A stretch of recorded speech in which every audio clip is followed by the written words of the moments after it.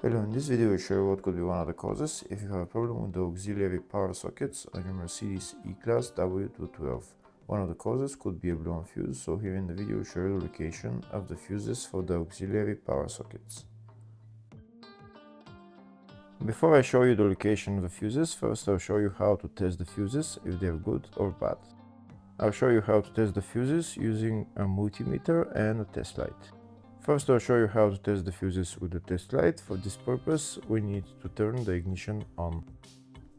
This is the test light that I'm using. We need to attach the cable of the test light to battery negative or somewhere on chassis ground. Then we're going to start testing the fuses with the test light. On the fuses there is two pins, you can see them right there before the 30 and after the 30. There's two pins where we touch them with the test light, and if both pins light up, that means the fuse is good. If only one pin lights up, that means the fuse is bad.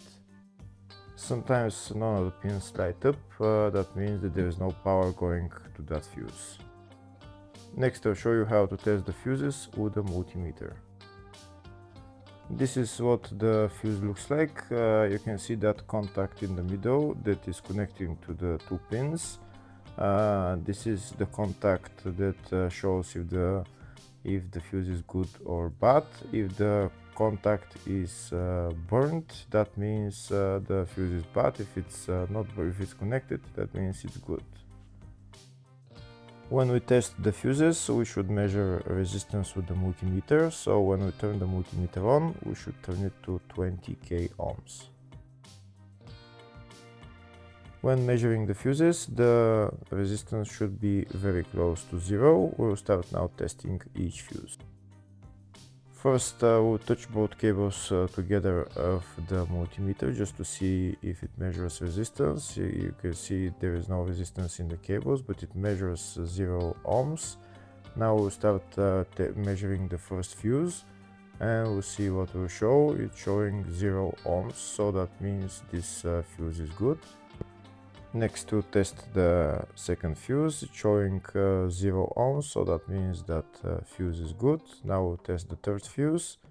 Third fuse is also showing 0 ohms, so that means that fuse is also good. Next we'll test the fourth fuse, and it doesn't show 0 ohms, it says 0L, which means open circuit. That means that fuse should be bad.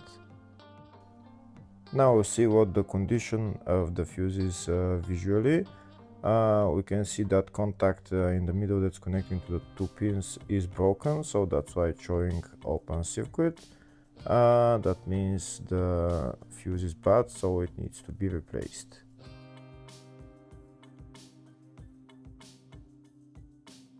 Next I'll show you the location of all the main fuse boxes on this Mercedes E-Class W212. There is one fuse box in the engine bay area, and it's located right there, just underneath this cover.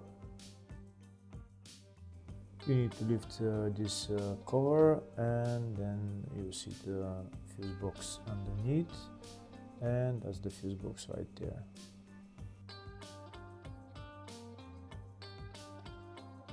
Next I'll show the location of the other fuse box on this Mercedes E-Class. It's located in the load area, and it's just behind this panel, and that's the fuse box right there.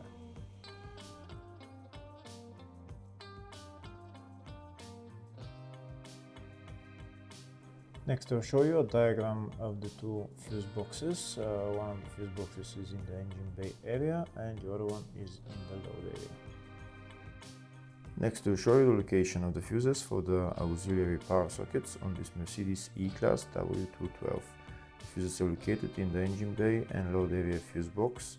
First, we'll show you the location of the fuses in the engine bay fuse box, and the fuses are F9.